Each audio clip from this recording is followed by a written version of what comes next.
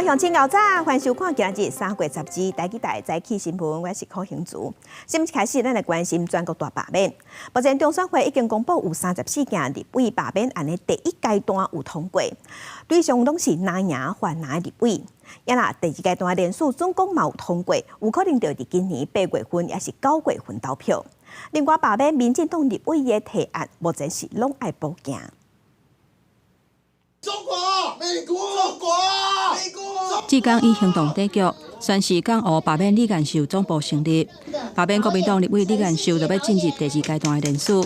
因阁讲，即届是台湾头一届24点钟签署收件，确保人数的行动无停歇。不管是任何的物资，或者是不管是吃饭，或者是租这个场地，我们都是自工自己集资，每个人有的出钱的出力，有的出多，有的出少。的门槛其实是31000多，但是我们给自己的目标是6万份。如果碰到有别区的民众希望来缴交给我们的话，我们都会帮忙收。因为其实我们看到双北大罢，我们各团在这几个月下来已经合作的算是有默契了。罢免行动继续伫进行，不过李干秀办公室表示，目前是还无要回应，依次冷淡处理。根据中选会7日公布全台湾大罢免上新的进度，拢总有34件立委罢免案进入第2阶段的人数。上新通过的2个案，分别是泛蓝的无党籍立委陈超明，甲国民党立委柯定君。上新无达到第2条件的名单是民进党立委柯志杰、黄捷、吴基明甲王美惠这4案，计共有16件绿营立委罢免案无通过第1阶段提议爱补件。国民党请党工发起的罢免立委，目前通通失败。国民党不思根本解决之道，再持续给各蓝委添柴火，人民反制蓝白乱象的力量将会越来越大。民进党他们已经准备很久了嘛，也不是他们在去年2月就开始了就开始酝酿了嘛。因为国民党一直都很认真在做事啊，根本没有在玩这个罢免所以起步慢，当然有这种数字是很正常的嘛。反正我们就做我们的事情他们要这样乱，我们也懒得跟他玩啊。泛蓝立委有34件罢免案通过第1阶段，绿营立委是无半件。国民党宣告同步要推动反对废止死刑公投来反制。民进党团出已经规划要伫3月中开始4个宣讲，还佫按算要邀请行政团队，甲民众说明去互南北台预算了后的影响。公视新闻台北报道。来关心台大妇产科医生施景中，伊之前有伫伊的面册写讲，有立委的助理因为囡仔去台大看病，不满病院的服务，就甲国健署、健保署的官员，还佫有台大病院的高层，拢叫去立委的办公室内。民进党台中市议员江调国伊特别讲，这个立委就是罗定伟，也毋过罗定伟有出面化冤枉。台大妇产科医师施景中伫面册答问，讲一个立委因为伊的助理带囡仔去看病了后，感觉病院服务无好，了后这个立委办公室就发急件的公文，甲国健署、健保署的署长，也有病院副院长叫来办公室甲骂，一开始互人点名的国民党立委洪明凯否认，也毋过台中市议员江调国3月11讲，涉嫌施压的是立委罗定伟。罗委员，请你站出来说清楚嘛。那个人究竟是不是你的助理？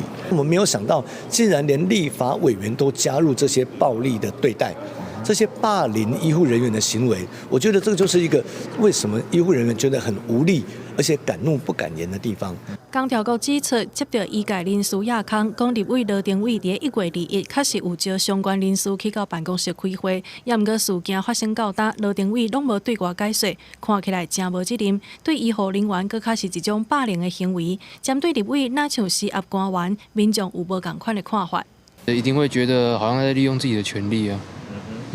所以这样观感不太好。对啊。像人共款就好啊，助理就会使做足大哦。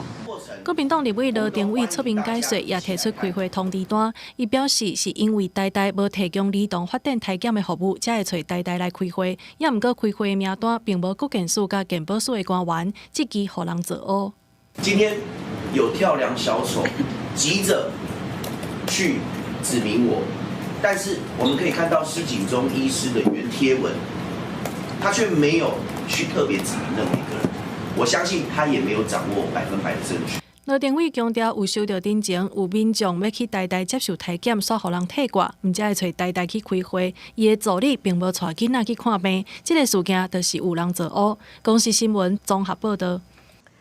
嘛是指控霸凌，这是台大病院企业工会昨昏召开记者会，因指控台大病院小儿科病房的主管其实有新的护理师，佮牵涉霸凌，讲有9位护理师受害。台大病院调查了后，是认为这个护理长唔是调过伊的，所以霸凌无成立。不过即马工会呼吁病院爱重新启动调查。有一名台大病院护理师抗议台湾白头坎的台大病院，若无打造友善的工课场的环境，有新的人去用歧视，甚至出现工课场霸凌的事件。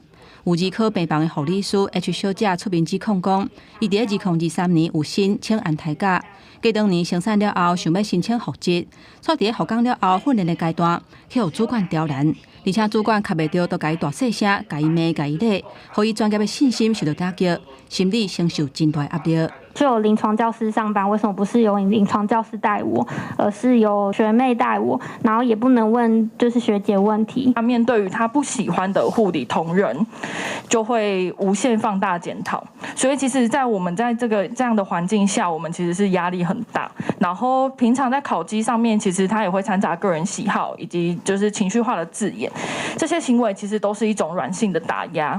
台大病院企业工会表示，儿科病房有几个护理师，捌伫2022年的时阵，连续向院方反映这个主管各种工课场霸凌的代志，要求大家检讨改善。不过事后煞是老错收煞，全咧甲准过。2024年的年底，阁有2个护理师因为有心去互主管歧视的情形，影响病院提出工课场霸凌的申诉。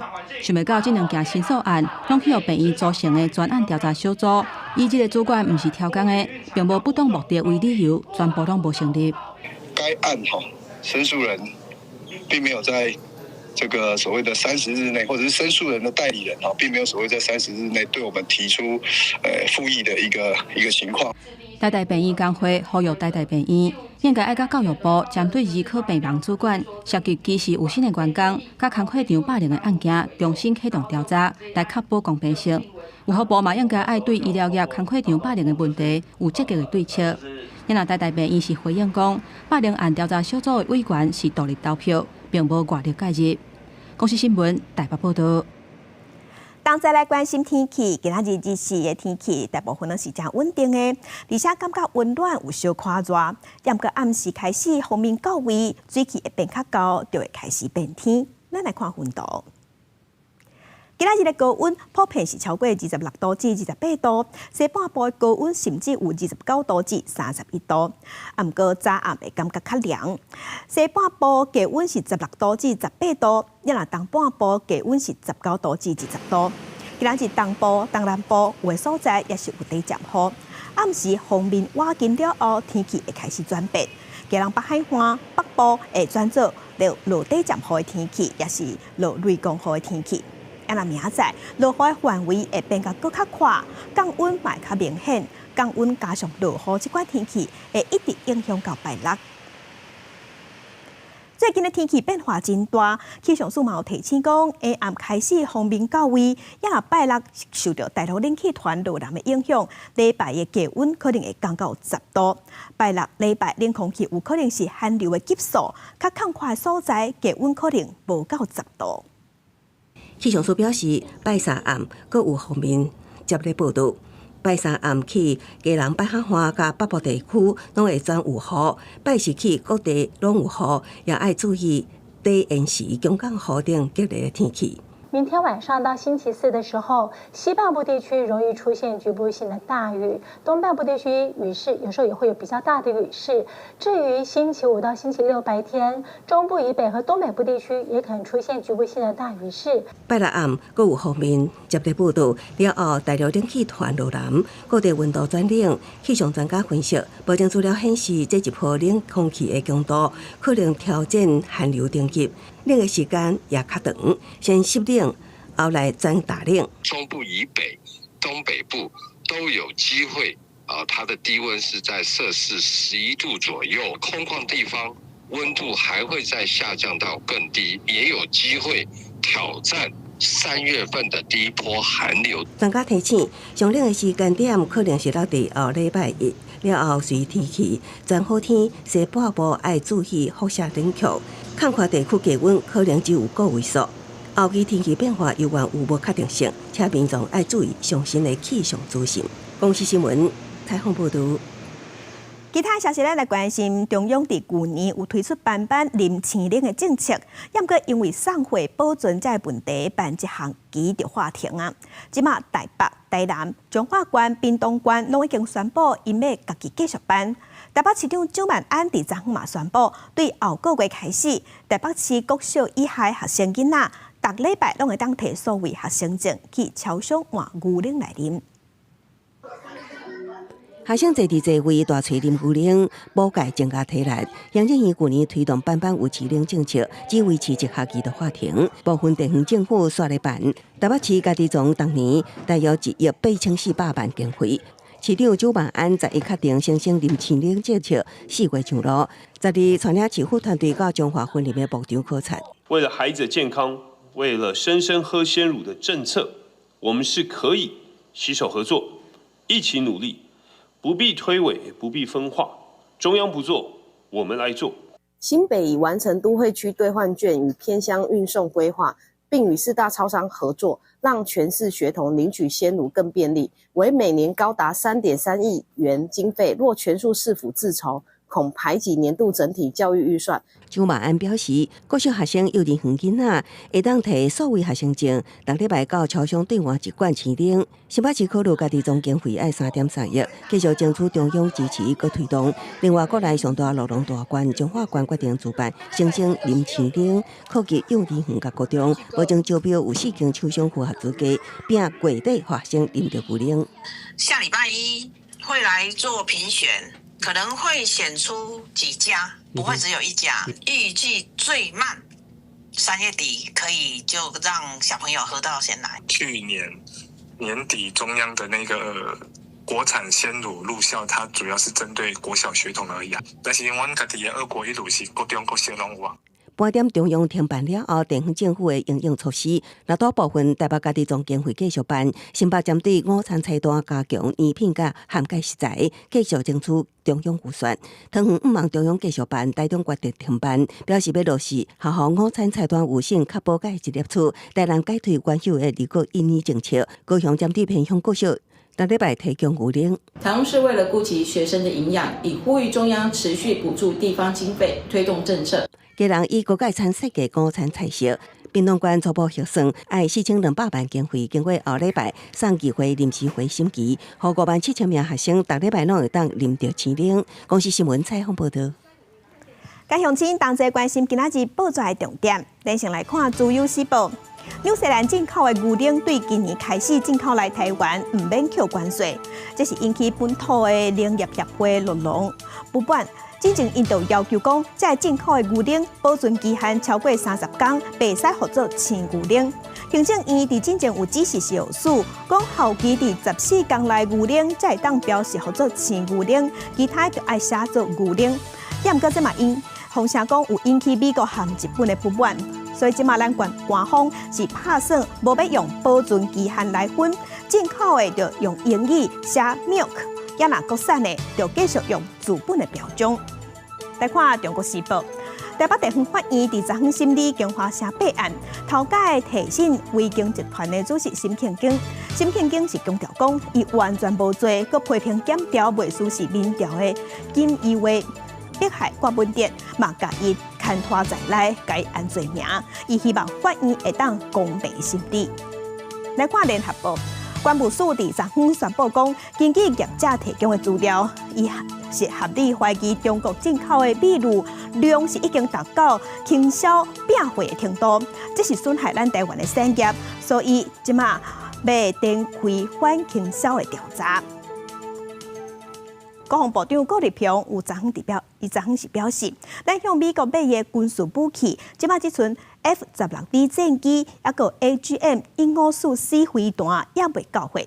另外，美国在台协会 AIT 处长郭立言是表示，美国会注心伫台海防卫，未来两国有可能会合作伫台湾生产无人机和卫星系统。台海情势严重，国防部在发布正式攻击13架次，其中进入北部、西南甲东部空调8架次，参共南7架鸟台，加速国军机南护损。台美军售延迟，互国军战力有进步。也毋过国防部长顾立雄表示，国军对美国重大军购项目只存2项延迟，分别是 F-16V 战机甲 AGM-1514飞弹。我想这个部分，美方都也已经承诺会加快这个对我们的交付的一个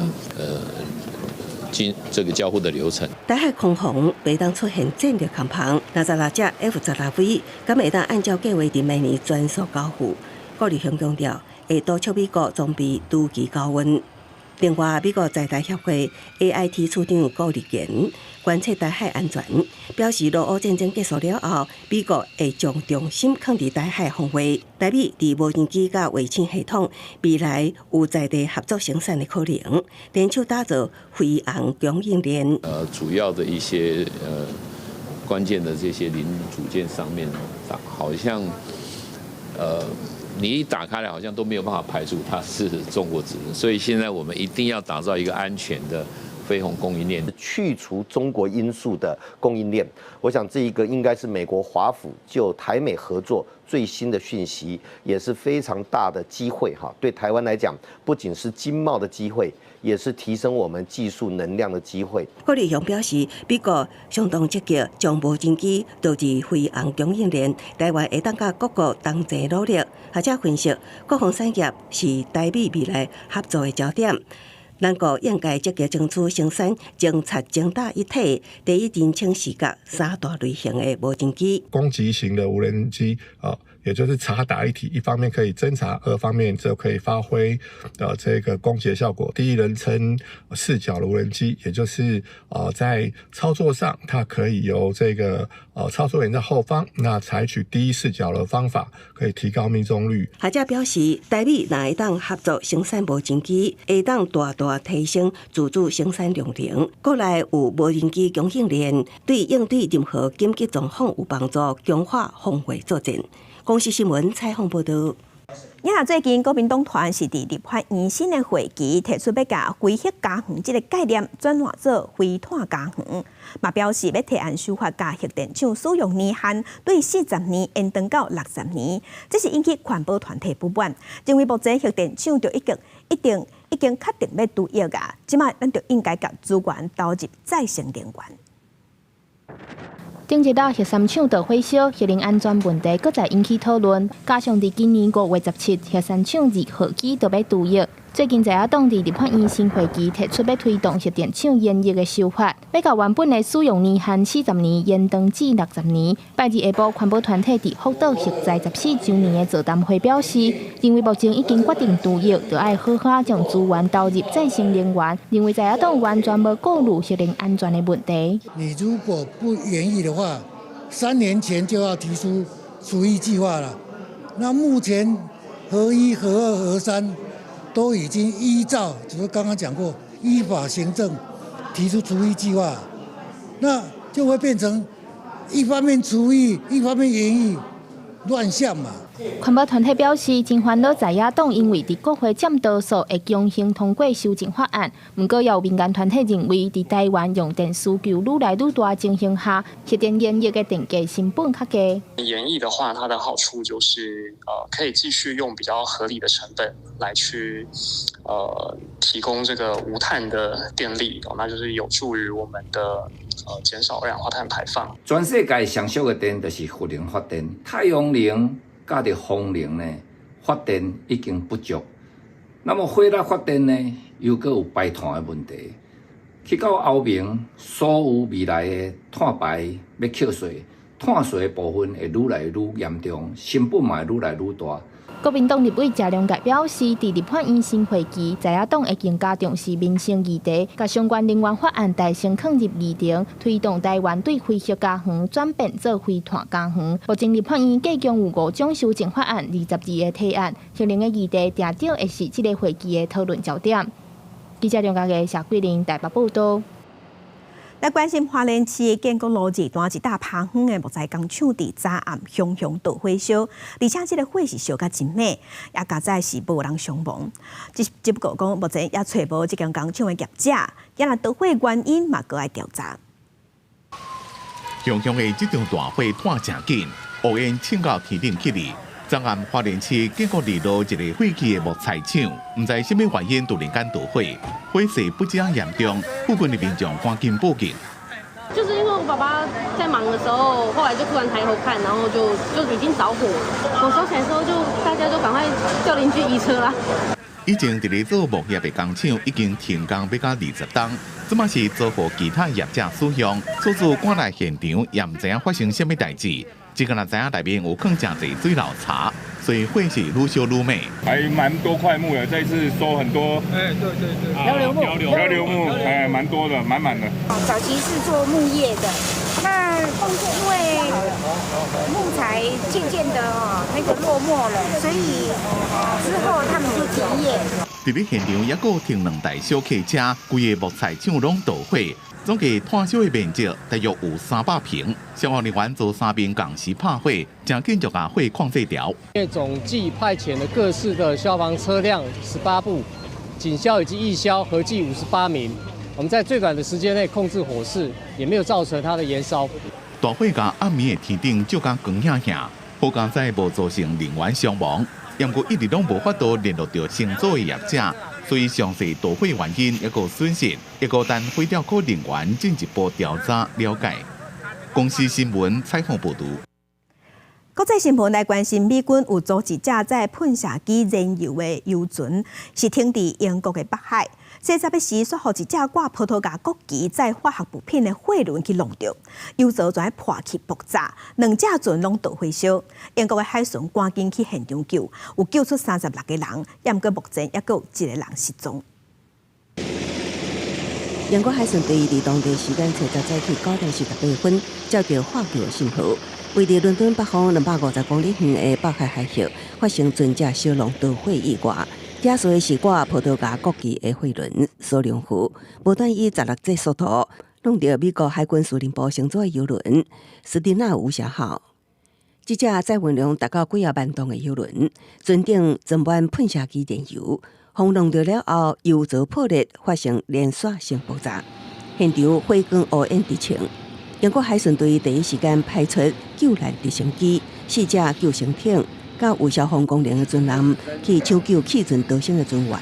The Solong should have avoided it, and it would be down to incompetence on behalf of Solong. There is no reason why, in the 21st century, two ships should collide. 美军乘坐的游轮装载是有高度挥发性的喷射机燃油，油料加上挥发性燃油，火场拢是乌烟甲有毒的物质。Crude oil spill is fairly thick and gooey. We're very good at dealing with crude oil spills.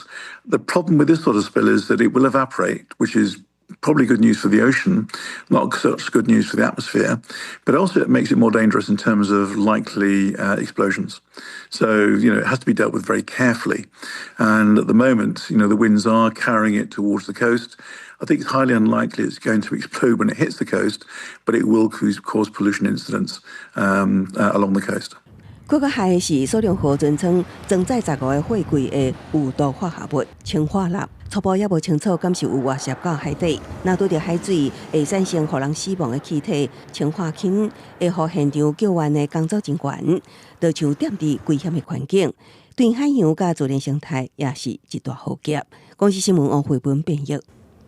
上新的消息来关心，经过超过8点钟的谈判，乌克兰即马同意美国提出来讲停火要停30天的协议，所以美国嘛随意重新启动情报分享，予乌克兰甲对乌克兰的军事援助。也毋过，罗西亚对这部分目前也未回应。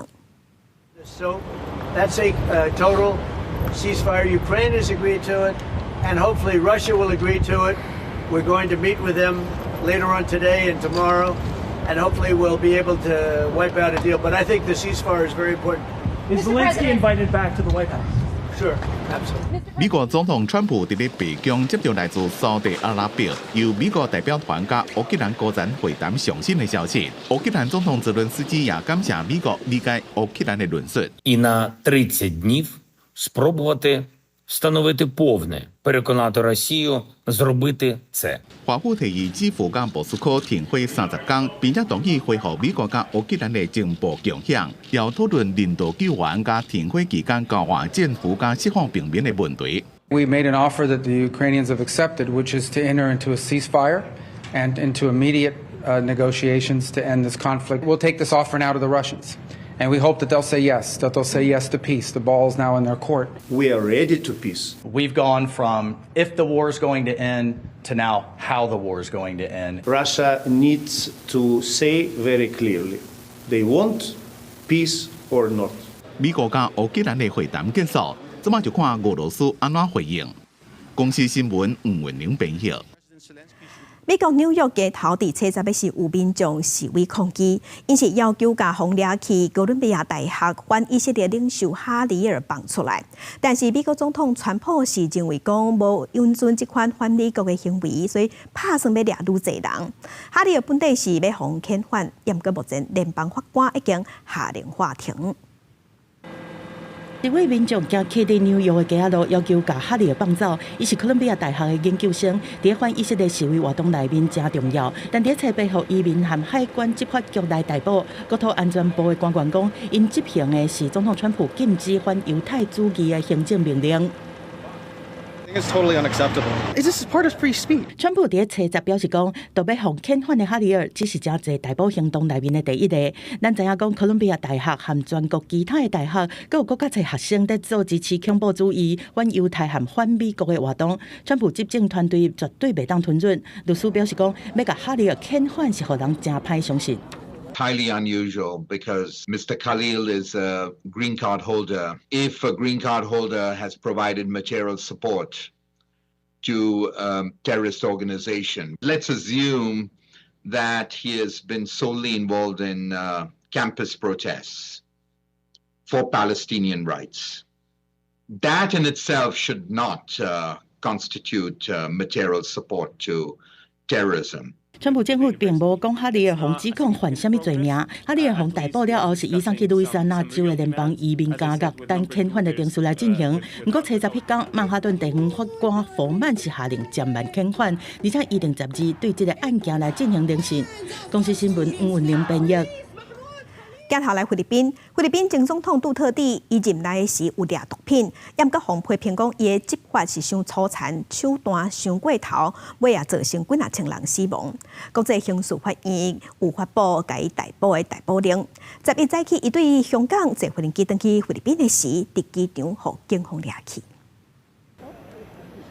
当地时间11早起9点20分，杜特地一行人为香港坐飞机登去马尼拉机场的时阵，检察总长对伊提出国际刑事法院 ICC 的逮捕令，理由是伊任内的扫毒行动牵涉到危害人类罪。警察随伊羁押送去马尼拉的空军基地，过程也引起一寡动乱。杜特地的律師甲現任副總統的查某囝攏化冤枉，支持者嘛表達不滿。Mayado, galit po ako. Tanda na po ni Tatay Digong. Tsaka hindi niya po yun deserve. Kasi yung ginawa niya para po yun sa Pilipinas. 杜特地現年79歲，2016年至2021年擔任菲律賓總統，以強硬的政治風格、粗魯的言論正出名。任內發動強烈掃毒作戰，要求軍警對賣毒的頭人、毒販啊、甲食毒的嚴格執法，造成真濟人烏白殺人、甲私刑、謀殺、甲冤案事件，佫影響真濟無辜的民眾、記者甲律師死亡，引起國際關心甲壓力，伊佫強硬地對台。Make no doubt about it. If you destroy the generation of Filipinos coming up to replace us, I will kill you. Simple as that. 官方統計掃毒行動至少造成6000多人死亡，人權團體估計實際數字是加幾多倍。國際刑事法院 ICC 對進行真濟年的危害人類罪調查，合理相信伊有犯罪證據，才發出逮捕令。內容說明，杜特地卸任了後，也是有真大的權力，會當干涉調查甲威脅證人以及受害者，所以必須甲伊逮捕，安尼嘛會當確保伊會出庭受審。伫回國進前，杜特地甲伊的查某囝薩拉佇香港為5月的期中選舉佇造勢，真濟回國移工出席大會。當時對於 ICC 發出逮捕令，杜特地講家己一切攏是為國家，若說因被逮捕加緊家己，伊原來會接受。杜特地政府2019年已经提出国际刑事法院，现任总统小马克思表示未主动协助 ICC 的调查，不过若是逮捕令发出来是未阻止。目前杜特地的查某囝甲小马克思的关系真歹，国派危险、贪污等真项罪名面临弹劾。杜特地家族支持者是讲，这拢是政治迫害。公司新闻是会中编译。今仔日国际上还有啥物大代志？甲乡亲咱做伙来看世界。美国甲加拿大关税战继续炭烧。美国总统川普有宣布要对加拿大的钢铁、阿鲁米进口去美国关税提悬到50%，原因是要来保护加拿大安大略省对送电去美国的电力，讲要提悬25%的附加税。不过安大略省的省长和美国的商务部长两个对谈了后，即马加拿大同意慢请收这条钱。来关心南非主要的航空机场奥利弗坦博国际机场附近的道路，伫11日时昨昏发生重大车祸。这是一架公车，那亲像是超速驶伤紧并且造成12个人死亡，45个人轻重伤。继续关心过来台湾一个中国籍的配偶，伊是一个网称或者阿伫台湾，伊是伫翕网络影片，伫影片内底讲伊支持中国用武力统一台湾。即马移民署接到检举了后，有找伊约谈。移民署伫昨暗宣布，要依法废止伊伫台湾移亲的居留许可，会安排时间，予伊出境离开台湾。镜头等下过来关心，即马诈骗800款，乡亲着爱细致。伫新北就有一个负责人，是摕超过68万，要互人，伊讲对方讲会带伊去见演员梁朝伟。结果钱是互拐拐去，警方调查了后，发现讲来摕钱的这个车手是一个65岁负责人，伊嘛是互骗去。伊讲叫伊倒摕钱，就会当带伊去见中国的领导人习近平。观光在地超商等待面高，警察突然拜访伊。小姐，警察。可是车手落网过去的2个月，几下摆成功摕到钱，也毋过专案的被害人安怎甘愿一摆搁一摆将业绩交出去？受害负责人69岁啊，无少着开大钱，只毋望见到爱到梁朝伟一面。前后交付新台币68万元之现金与点数卡。警方调查，嫌犯年纪65岁，会甘愿做车手，原来也有移民计划。伊讲家己也互艺术套路骗，就是完成政府就会当安排伊甲中国国家主席习近平伫台湾见面。因过不法集团即摆甲以前无共，罕见的吸收年纪大的车手。那在年长者的情况之下，有可能他的这个本身的经济并不宽裕嘛。我诈骗，如果诈骗不成，那我是不是有可能干脆转而变成是我们的一个车手集团的成员，充分发挥他的一些我们所谓的剩余价值？诈骗多数为社群出发，伫面册 IG 社群号，王品集团也正做另类苦主旗下品牌服务用，讲要办小小总铺活动，互业者紧急澄清，都连赖也互诈骗集团利用。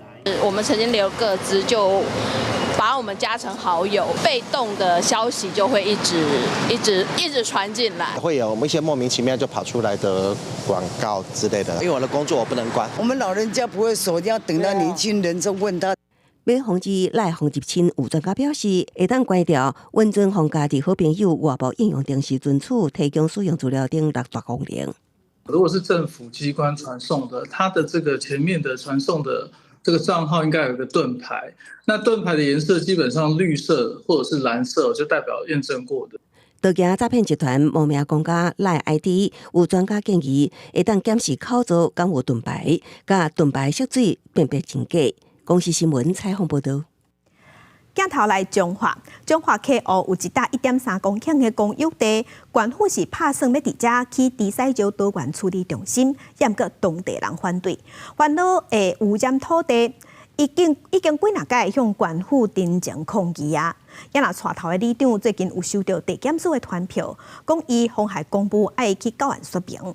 这个里长是批评县府用法律来刁难，伊讲伊不服。会继续抗争。那个中华县政府准备要起的第三条多元利用共同处理中心的议定地，看到的是规片的杂草，但是在地里长蔡福祖在去年8月12日带300个里面，想办法冲破警方的防线，入去到县政府抗议污染。最近说收到中华地检署刑事团票，要求伊针对妨害公务按告定来说明。伊讲伊是第一个因为丁控洪告发的里长。当天的推挤行为是因为我们已经在场已经1个多小时了，找不到任何县府的局处首长愿意下楼来接见我们，然后他们想要进去县政府的内部，要去跟局处首长来反映这个事情，是因为被警察跟那些栏杆所阻挠了。所以才造成一个推挤的一个动作。蔡福祖讲，新闻是无90分就互检方请回，这个是县府想要用法律来手段找因的麻烦。中华警方表示讲，里长迄当阵涉嫌使人民众冲入去官署，才依法来移送。农业处是强调讲，第三条多元利用共同处理中心的选址确定，后边会以上严格的环境标准来执行。里长跟副会长有登高一呼，请他的里民就是说通啊，我们全部通进去热血教唆里民。这个妨碍公务的这个嫌疑，将他们移送给检察官来依法侦办，这样。可行性评估快好了，8、9月可以公告了，就是公告我们有哪些条件，然后来办招商。中华目前有2林洪苑交界的火葬场的争议，当地自救会听到控警向移送法办，表示讲有心理准备，那官府黑白甲因陷害，会用法律的方式来反击。县府他如果硬要栽赃给地方抗议的群众，当然我们一定会相对反击，以采取法律途径来跟县府周旋。检方对这案是无愿意加讲，官府是强调讲，第三条多元利用共同处理中心会当帮助来改善东路客加潮的问题，会用上严格环保标准来起。目前就要通过可行性的评估，按算9月公告招商，2026年底开始营运。记者综合报道。台中阁发生啉烧酒赛车弄死大学生的事件，所以台中市的警方宣布连续3天大执法，也阁有法界人士即马是真贵。目前食酒赛车若是无造成伤亡，前2届大部分拢是判2个月，也是6个月徒刑，而且会当一颗罚金，罚钱就准煞。伊是建议修法爱加重刑期，袂使阁用罚钱来代替坐驾，安尼才有吓惊的效果。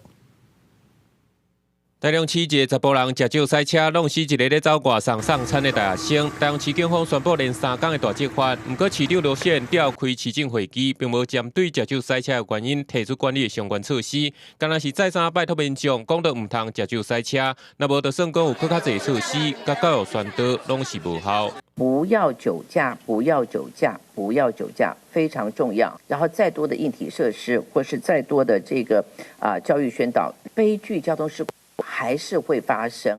资深媒体人黄伟汉伊老母2021年5月，就是伫咧台中去食酒赛车弄死的。伊针对食酒赛车发表看法，认为应该加重罚，限制上路。法界人士认为，目前食酒赛车已经修法加重罚。2022年公布修正条文，酒精浓度每公升0.25毫克以上，也是讲会酒精浓度有到0.05以上，就会判3年以下有期徒刑，连带罚金上重会讲罚到30万。不过，若是无伤，若是食酒赛车无造成伤亡，初犯的前2届，通常是干那判2个月到6个月，而且可以使交罚金来代，较无约束的效果。如果没有致人死伤，应该是3年以下，那也就是还是有可能有这个易科罚金的机会。那如果我们从法定的最低刑度去调整，比如说是6个月以上，没有再有这个易科罚金的机会，可能会是比较符合我们国家人民的法感情的。有律师就建议应该加重刑责，也就是上起码爱关6个月以上，而且佫袂使交罚金来代，互食酒赛车的人拢闪袂过，才真正有约束的效果。公司新闻采访报道。所以，厝的租金会当摕来拄税的新制度5月份要开始实施。民间团体是呼吁内政部爱好好宣传，才会互更较侪人知影有这个政策通申请。也若厝头家总讲唔互厝卡去申请，财政部嘛会设投诉的专线。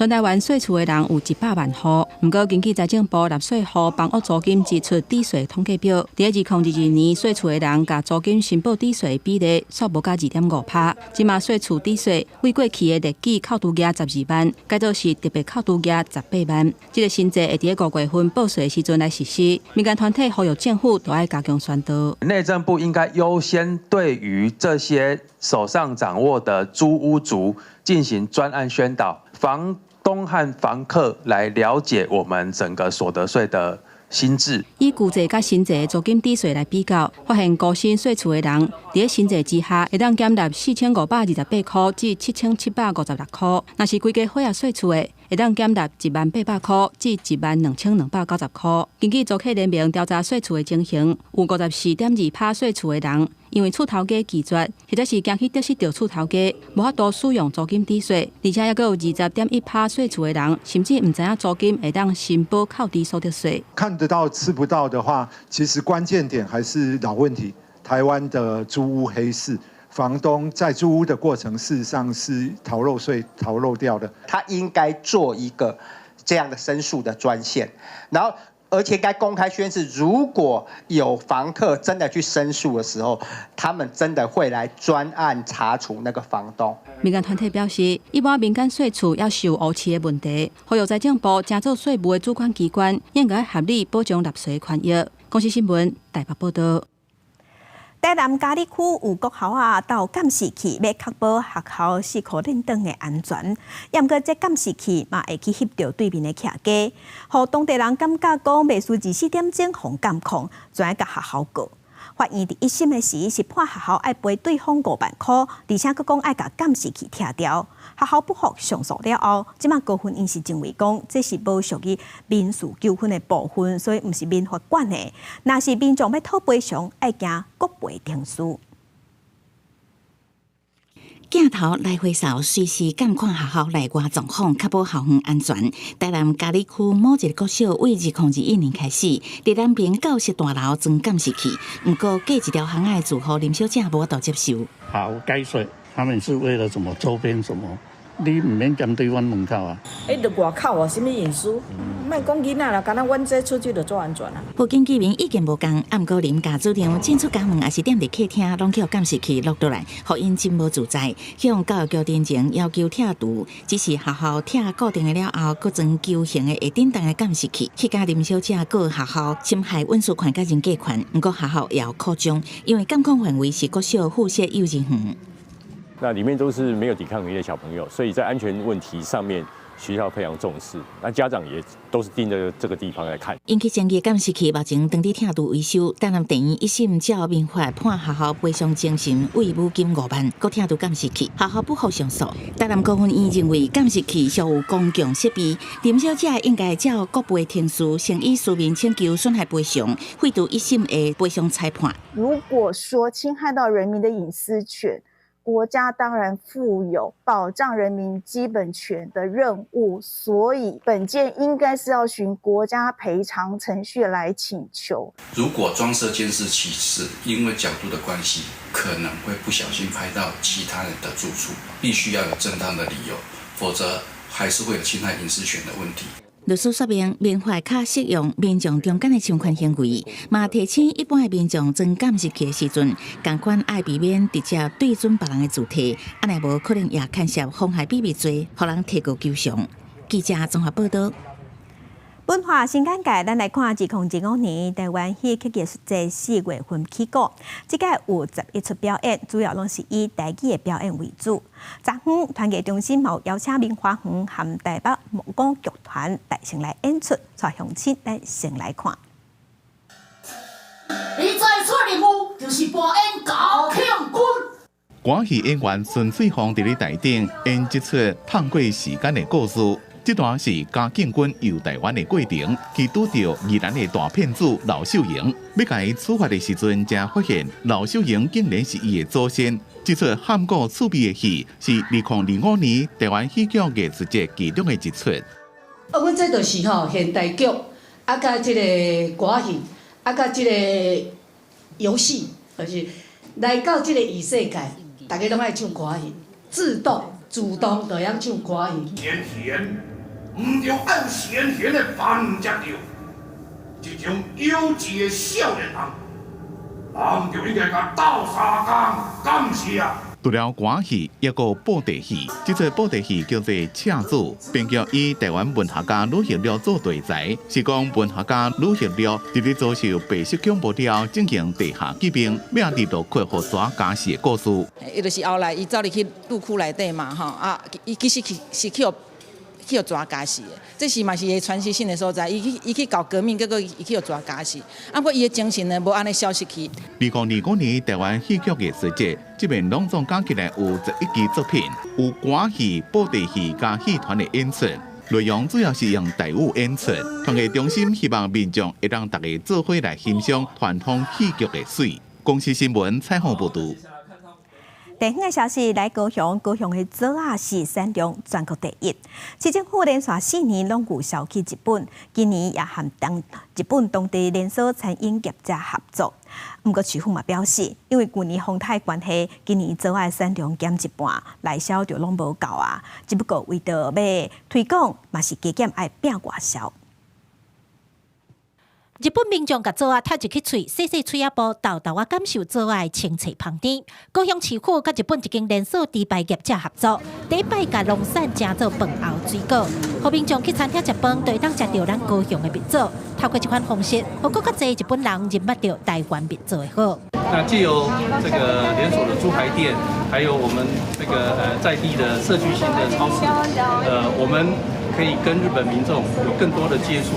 今日千葉の方に来てもらってありがとうございます。とんかつと夏目のコラボ、初めての計画の、に実施になりました。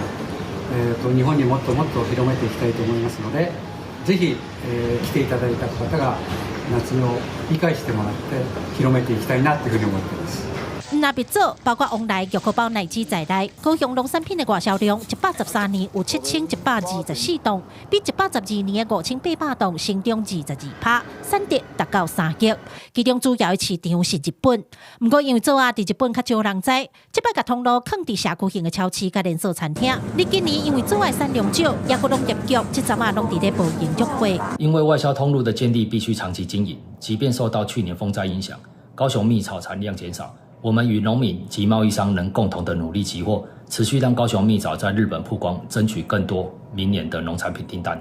今年的做鸭因为拄着风台减收5成，虽然价少起一倍，不过农民想要加赚嘛无物件通卖。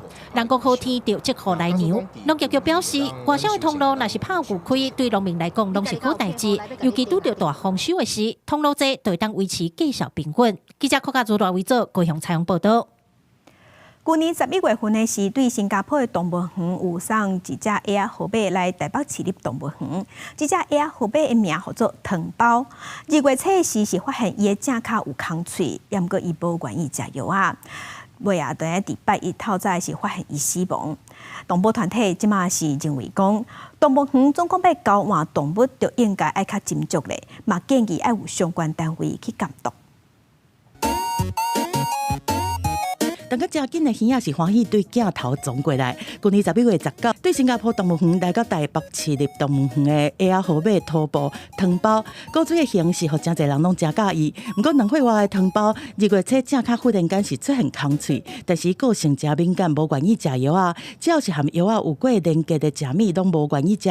加上台北最近温度的变化真强，这个原因拢互病况是愈严重，昨透早死亡。因为汤包它毕竟是一个来自国外的个体，那在他的以前所身处的环境，还有他身体带有的免疫力，种种，他对这个环境的适应度都不及我们现在所有的诸如河马。汤包是透过向外保育计划合作来到台湾，目的是为了要确保濒危物种会当伫向外的专业教养之下维持安全族群，而且找适当配对，保存遗传的多样性。目前全台湾敢若剩2只公的7只母的鸭仔河马，而且大多数都有近亲的关系。如果我们要维持诸如河马的族群势必要跟其他单位甚至国外的动物园来合作。不过，长期投入研究的动物团体认为讲，拍保育的口号下国运输来台的动物，受到运输加逼、水土不服这压力，事实上都不是成功的保育和教育。我们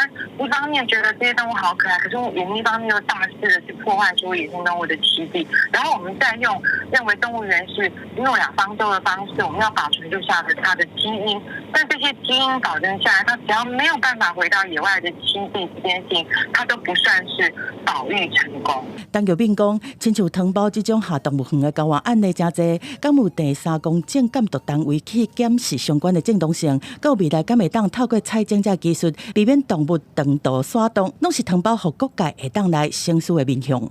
公司新闻采访报道。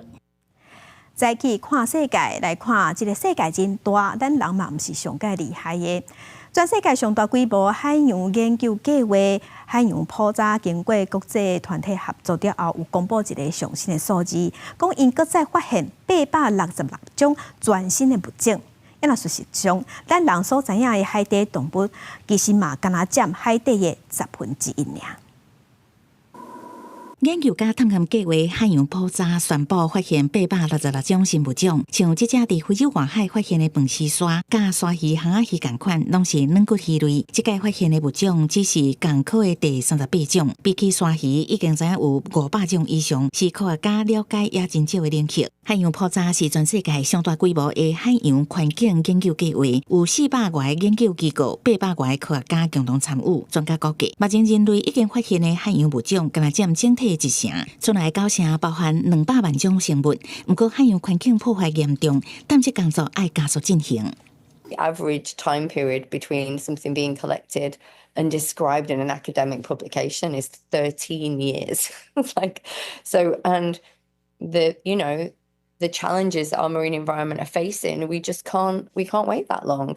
So accelerating marine discovery, just being able to say, even if it doesn't have a proper name, but being able to say that's new, is something really powerful. 海洋普查探测船会看情形派畅水员、深海机器人，也是畅水器。船顶有科学家24点钟监测，科学家用真侪种上新的技术，会当深入较侪较早无法度探测的地形甲深度。So traditional sampling will, trawls, even long lines through bycatch, drop cameras, we'll get a lot of flat areas, but the walls that are behind me, and those really sharp topography areas are very rarely studied. 2025年海洋普查也会进行10个探测任务，入去更较侪唔知的领域，并为未来环境政策提供科学基础。海洋是地球上侪变化，也是上极端的环境之一。到即马也是有真侪唔知的所在。科学家一旦发现什么稀奇古怪的物种，嘛真使人期待。公司新闻尤派准编译。天气报道在来看今仔日各地头的温度。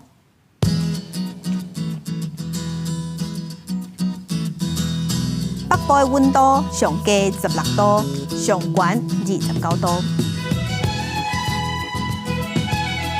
中部的温度上低16度，上悬30度；南部的温度上低18度，上悬31度；东部的温度上低19度，上悬是27度。外岛13度至26度。感谢乡亲收看，祝您平安顺心，明仔载早起9点，咱再会。